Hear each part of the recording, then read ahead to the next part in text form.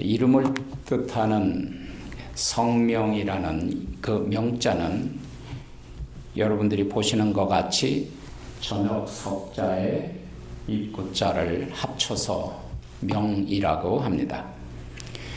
이 말의 이 뜻은 어두운 밤에는 사람이 보이지 않기 때문에 사람의 이름을 부르기 위해서 사람의 이름을 만들었다는 뜻입니다. 여러분, 모든 사람들에게는, 모든 만물에게는 전부 이름이 있습니다. 특히 세계를, 이 세상을 성경에서는 영적으로 어둠이라고 합니다. 그런데 여러분들의 각자의 이름을 두시고 이 어두운 세상에서 여러분 한 사람 한 사람의 이름을 부르시는 하나님의 뜻인 줄 믿습니다.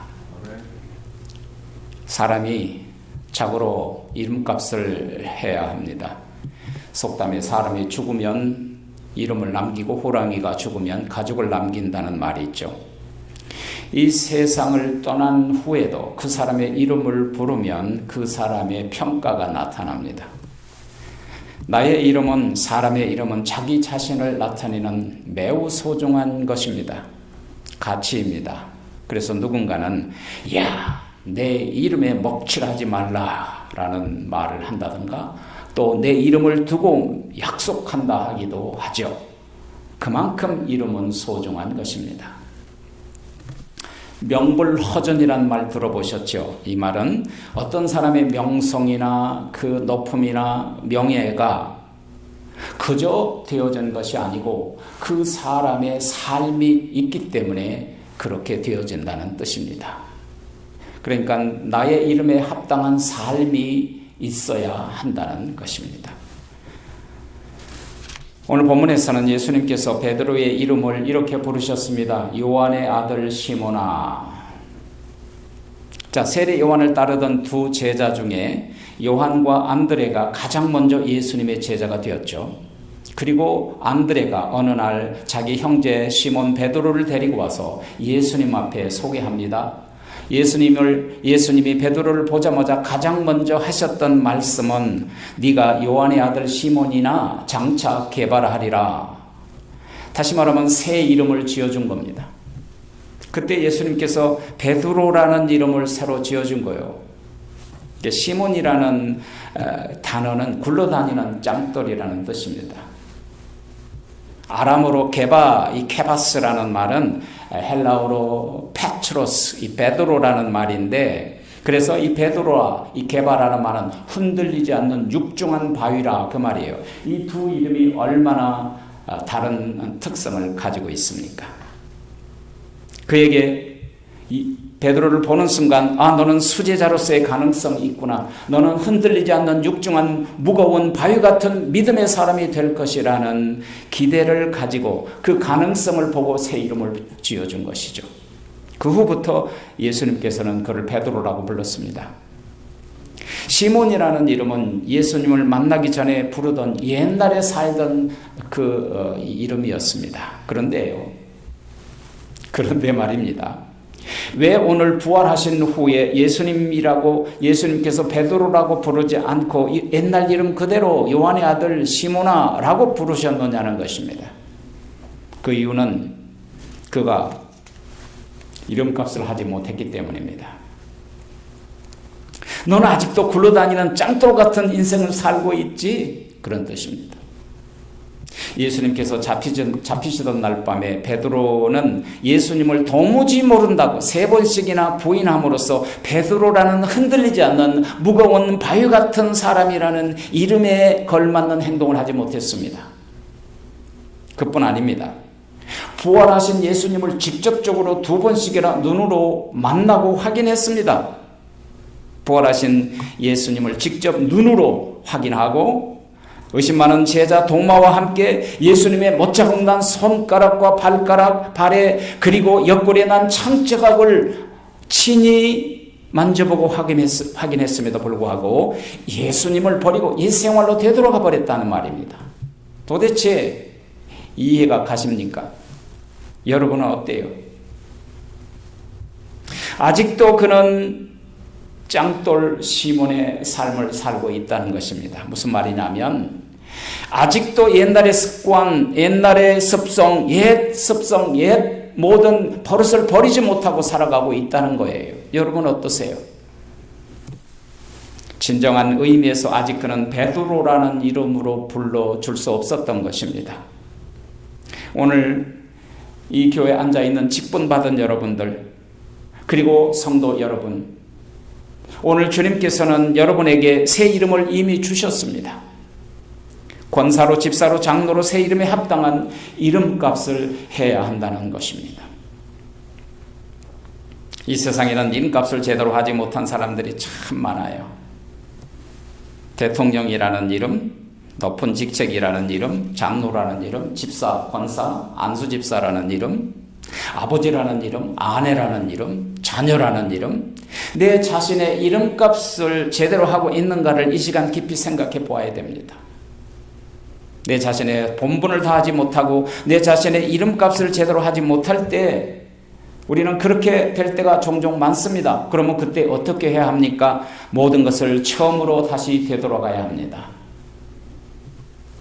기본으로 돌아가야 됩니다. 사도 바울은 믿음의 아들 디모데에게 항상 너는 안수받을 때 받았던 계시의 말씀을 늘 기억하라고 경고해 줍니다.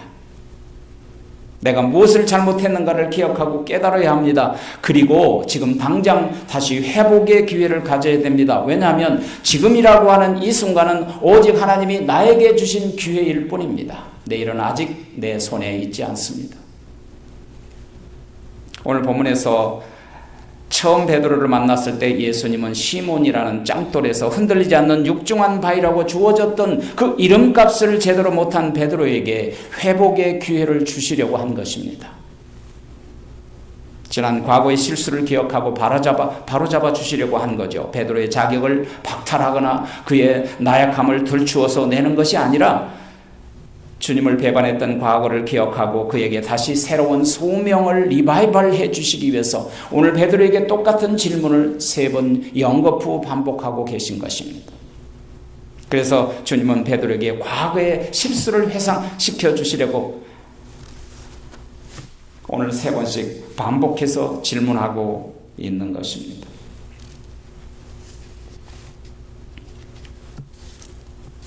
요한의 아들 시몬아, 네가 다른 사람들보다도 더 나를 사랑하느냐? 네가 다른 사람이 나를 사랑한 것보다 다른 사람보다 더 나를 사랑하니? 아니, 그 어떤 것보다도, 그 모든 것보다도, 다른 사람을 사랑하는 그 어떤 사람보다도 네가 정말로 나를 가장 사랑하느냐고 여러분들을 향하여 지금 질문하고 있는 거예요. 여러분, 구약 성경에 보면 여호와 하나님을 그 어떤 것보다도 가장 사랑했던 믿음의 한 사람이 있습니다. 바로 믿음의 조상 아브라함입니다. 하나님께서 100세에 얻었던 아들 이삭을 모리아 제단의 번제로 드리라고 하셨어요. 한나절이면 빠른 걸음으로 갈 수 있는 거리를 이삭과 함께 3일 길을 걸어가면서 발걸음이 도저히 떨어지지 않는 거예요. 그런데 어느덧 그 모리아 산 앞에 도달한 겁니다. 그리고 그는 아브라함은 모리아 산을 향하여 얼굴을 들고 그 자리를 쳐다봅니다. 바로 그때 아들이 이삭이 아버지께 묻습니다. 아버지, 그래 아들아, 내가 여기 있다. 불과 나무는 여기 있거니와 번제할 어린 양을 어디 있나이까? 가슴이 미어질 거예요. 지가 번제가 될 것을 모르고 그렇게 물어보니까 가슴이 미어지는 거예요. 그런데요, 아브라함이 그 믿음의 고백을 뭐라고 했습니까? 아브라함이 고백한 대로 번제할 어린 양은 하나님이 자기를 위하여 준비하시리라 그랬습니다. 여러분, 모리아 제단에서 아들 이삭을 결박하고 제물로 드리려는 순간에 하나님께서 급히 아브라함을 부르셨습니다. 아브라함아, 그 아이에게 손대지 말라. 그에게 아무 일도 하지 말라. 네가 네 아들 독자라도 아끼지 아니하였으니 네가 이제야 나를 경외하는 줄 알았다. 뭐예요?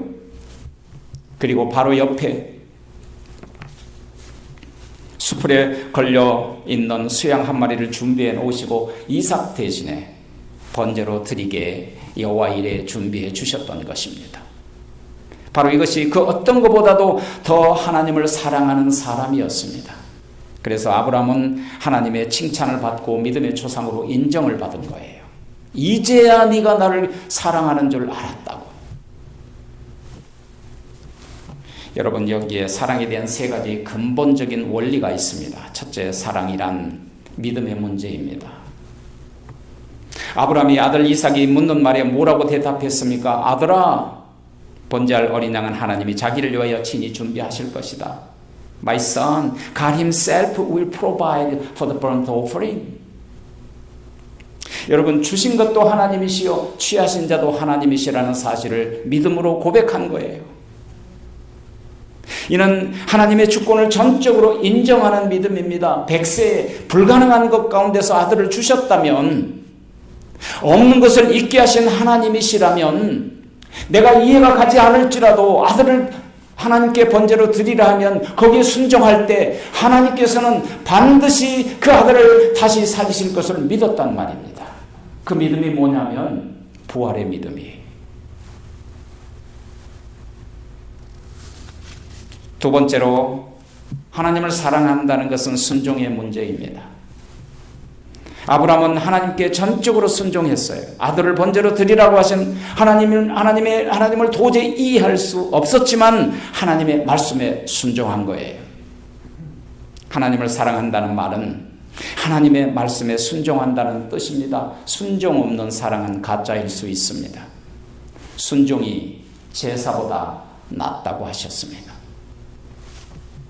세 번째로, 하나님을 전적으로 사랑한다는 것은 하나님을 경외한다는 뜻입니다. 하나님을 두려워함으로, 하나님을 경외함으로, 내가 이해할 수는 없었지만 하나님의 임재 앞에 내가 있다는 사실을 알고 내 자신을 하나님 앞에 서 있다는 사실을 안다면 살아계신 하나님 앞에 어떻게 내가 하나님의 말씀에 순종하지 않고 죄를 범할 수 있겠느냐 말입니다. 그것이 없으니까 죄를 지는 것입니다.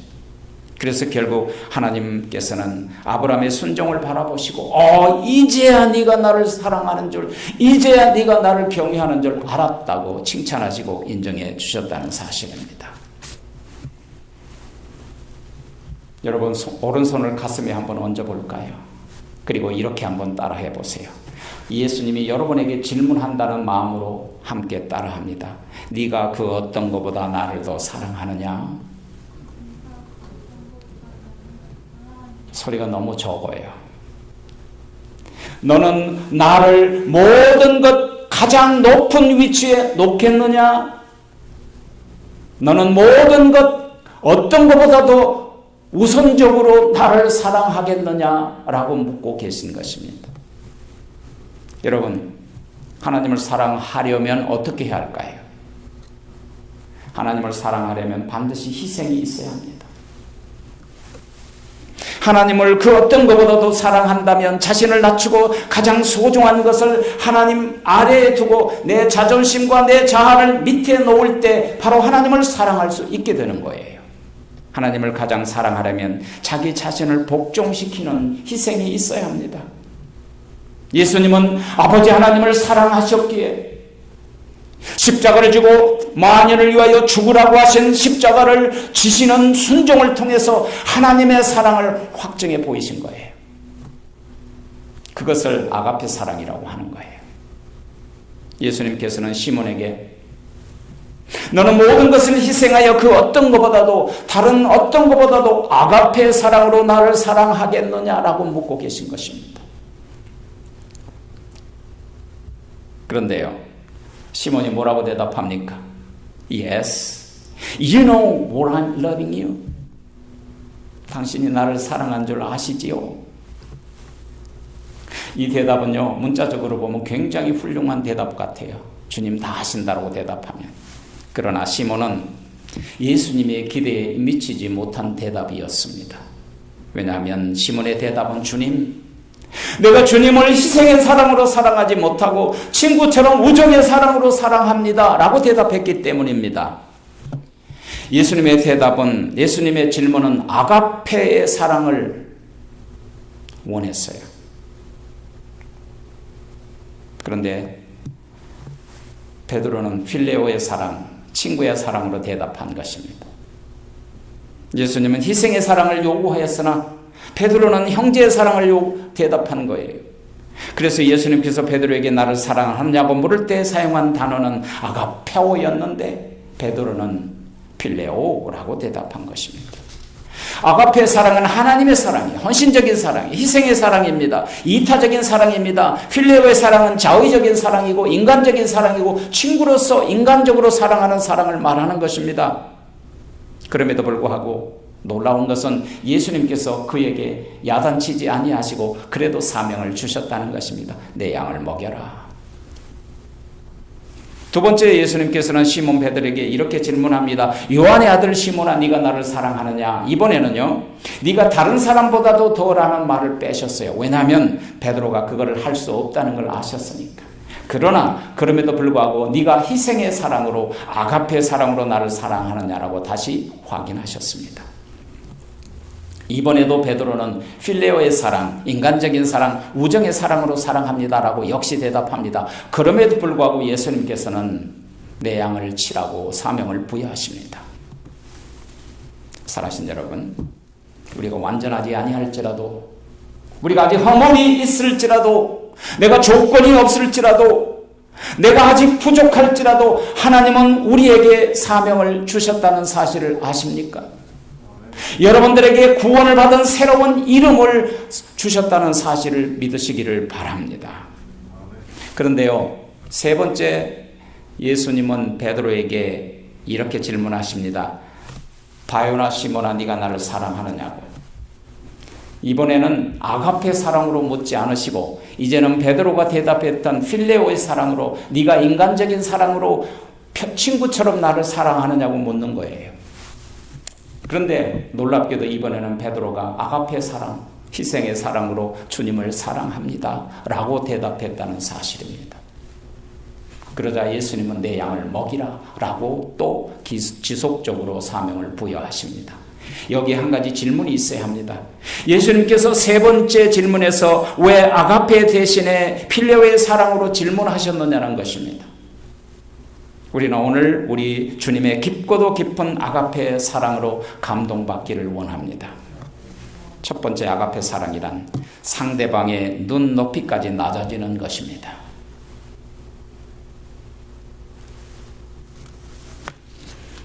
이스라엘 백성들이 길고도 긴 430년 동안 이집트에서 하나님 없는 세상, 이집트의 바로 왕이 무자비한 통치를 받고 노예의 삶을 처절하게 살고 있을 때 그들이 하나님께 부르짖었습니다. 살려달라고. 하나님께서는 자기 백성들의 부르짖음 소리를 들으시고 고통을 보시고 80세의 노인 모세를 보내어 그들을 기적적인 방법으로 홍해를 건너게 하셨습니다. 그들을 구출한 거예요. 그리고 출애굽을 한 지 100일 만에, 딱 100일 만에 하나님의 산 호렙산에 이르러 다시 한번 하나님께서 이스라엘 백성들에게 돌판에 새긴 십계명을 선포하십니다. 그것은 하나님께서 선택받은 백성들에게 주신 새로운 법입니다. 돌판에 새로운 법을 주시면서 너희는 선민으로서 이 말씀대로 살라. 너희는 이렇게 살면 너희는 나의 백성이 되고 나는 너희의 하나님이 되리라고 약속하신 거예요.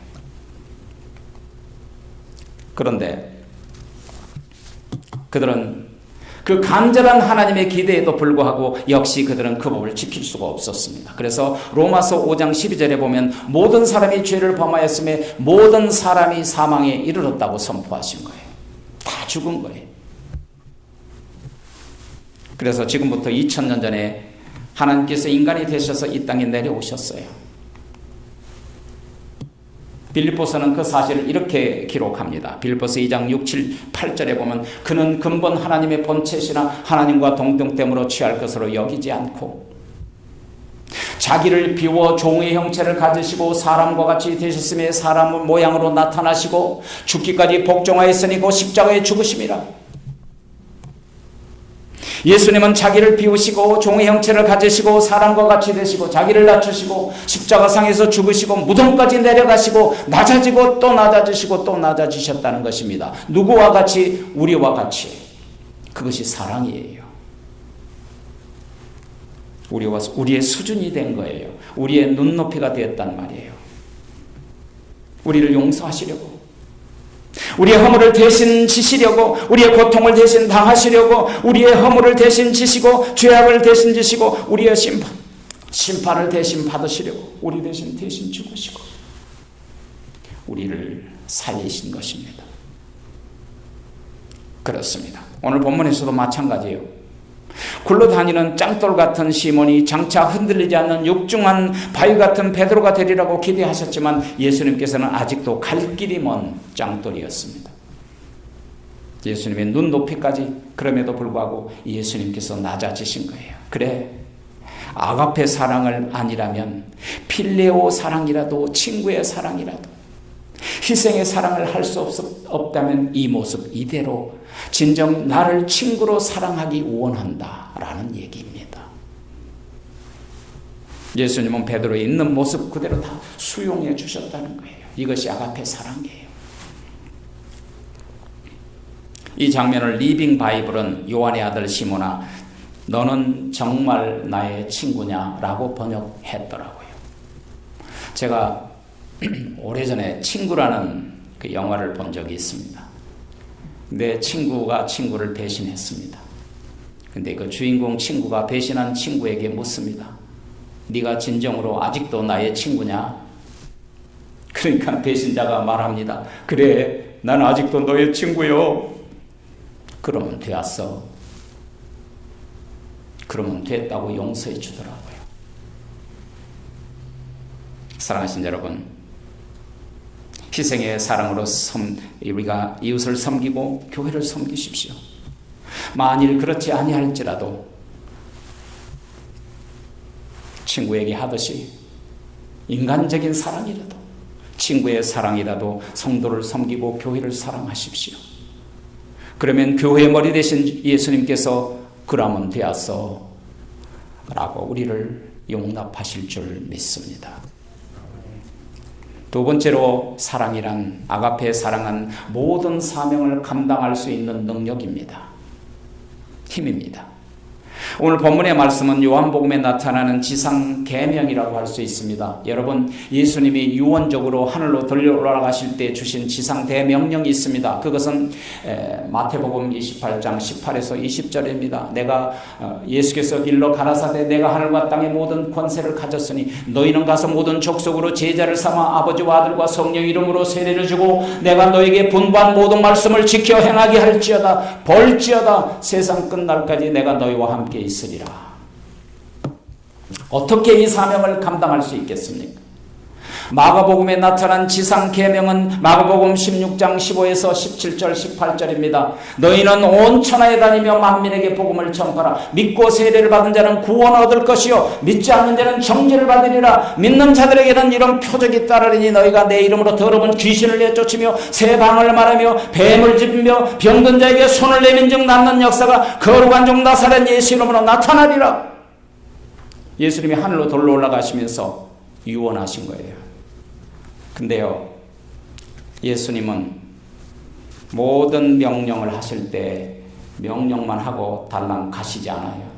참 놀라우신 분입니다. 그 사명을 감당할 수 있는 툴을 주셨다니까요. 방법을 주셨다니까요. 그 두 가지 툴이 무엇인 줄 아십니까? 그 두 가지 툴이 첫째는 성령입니다. 우리가 성령을 받지 아니하고는 아무것도 감당할 수 없습니다. 우리에게 성령을 부어주심으로 주님께서 우리에게 맡긴 사명을 감당하게 하신 것입니다. 두 번째로는 그래서 요한복음 사도행전 1장 8절에서 오직 성령이 너에게 임하시면 너희가 권능을 받고 예루살렘과 온 유다와 사마리아와 땅 끝까지 이르러 내 증인이 되리라고 하신 것입니다. 다시 말하면 성령이 임하면 능력이 임해서 하나님의 복음을 증거할 수 있게 된다는 거예요. 두 번째로는 사랑입니다. 오늘 베드로에게 하신 바로 그 말씀입니다. 요한복음 13장 34절에 보면 예수님께서 우리에게 새로운 계명을 주셨습니다. 내가 너희에게 새 계명을 주노니 너희가 서로 사랑하라. 내가 너희를 사랑한 것 같이 서로 사랑하라 하셨습니다. 오늘 본문에서 예수님은 사명받을 때에 사명을 주신 자들에게, 직분받은 사람들에게, 하나님의 자녀들에게 뭡니까? 아가페 사랑으로 서로 사랑하라는 것입니다. 그것을 베드로에게 개인적으로 확인하신 것입니다. 사랑이 없이는 사명을 감당할 수 없기 때문입니다. 그래서 베드로는 예수의 세 번째 질문을 받고 갑자기 근심에 빠진 것입니다. 베드로가 근심하여 가로되, 베드로가 근심하게 된 이유는 어쩌면 예수님께서 붙잡혀 가시던 날 밤에 세 번이나 부인했던 그 순간, 그것이 기억났을 것입니다. 아니, 자기 자신의 아가페 사랑으로 사랑할 수 없다는 사실을 깨달았을 것입니다. 그래서 자신 있게 주님을 아가페 사랑으로 사랑한다고 장담하지 못했습니다. 그토록 시퍼렇게 장담을 잘하던 베드로가 이제는 내가 주님을 내 희생의 사랑으로 사랑하지 못한 것 주님이 다 아시잖아요. 내가 옛날 주님을 버리고 세 번씩이나 주님을 모른다고, 새빨갛게 모른다고 부정했던 그 사실 주님 아시잖아요. 베드로는 비록 근심으로 떨리는 마음으로 대답을 했지만 예수님은 아픈 마음을 가지고 베드로의 눈높이까지 낮아지셨어요. 그래, 다 알아. 희생의 사랑으로 나를 사랑하지 못한 것, 네가 나를 친구로 사랑해도 좋아. 그것만이라도 난 족하단 말이야. 그렇게 말씀하신 것입니다. 마지막 세 번째로는 우리가 주님으로부터 받은 사명을 감당하기 위해서는 첫째도 희생의 사랑, 둘째도 희생의 사랑, 셋째도 희생의 사랑밖에 없다는 사실입니다. 예수님은 최종적으로 내 양을 먹이라, 내 양을 치라, 내 양을 먹이라고 하셨습니다. 이것은 우리에게 맡기신 사명입니다. 교회에 맡기신 사명이에요. 교회는 예수님의 보혈의 피값으로 사신 예수님의 양떼들입니다. 오늘 주님께서 내 양이라고 하셨다는 사실을 잊지 마세요. 우리는 주님의 양떼들입니다. 우리의 소유는 예수님이십니다. 그래서 교회에 주신 사명은 이 주님의 소유 보혈의 피값으로 사신 주의 양떼들을 돌보는 일입니다. 치는 일이고, 먹이는 일이고, 교육시키는 일이고, 말씀을 선포해서 영적인 것들을 먹이도록 하는 책임이 우리에게 있는 거예요. 그래서 직분자들은 이 희생의 사랑으로 모든 일을 감당해야 돼요. 가정이 평안하려면 내가 희생하지 아니하면 어떻게 되겠습니까? 교회가 잘 되려면 우리 한 사람 한 사람이 희생의 사랑으로 이 교회를 섬기지 않으면 이 교회가 부흥하겠습니까? 이것이 교회와 직분자들에게 우리가 따라가야 할 일입니다. 주님의 마지막 명령은 무엇입니까? 오늘 19절에 보면 Follow me, 나를 따르라 그러셨습니다. 신앙이란 뭡니까? 주님을 따라가는 거예요. 제자란 누구입니까? 예수님을 따르는 사람입니다. 크리스찬이란 누구입니까? 예수님을 따라가는 팔로워들이에요. 따라가는 사람들. 직분의 본분은 무엇입니까? 예수님을 따라가는 거예요. 교회의 사명은 무엇입니까? 주님의 양떼들을 잘 돌보고 섬기는 거예요. 어떻게 돌봐야 합니까? 희생의 사랑으로 돌보라는 것입니다. 값을 치르지 않는 영광은 존재하지 않습니다. 희생 없는 영광은 이 땅에 없습니다. 본문에서 예수님께서는 베드로에게 세 번의 기회를 주셨어요. 제자라는 이름, 성도라는 이름, 교회라는 이름, 부모라는 이름, 남편이라는 이름, 아내라는 이름, 직분의 모든 이름에 합당하게 감당하려면 첫째도 희생의 사랑, 둘째도 희생의 사랑, 셋째도 희생의 사랑이라는 사실을 잊지 마십시오. 이름값을 하려면 성령의 충만함을 받아야 주님을 따라갈 수 있습니다. 이름값을 하려면 희생의 사랑으로 할 수밖에 없습니다. 다른 길이 우리에게 주어져 있지 않습니다. 우리 함께 기도하지 않겠습니까?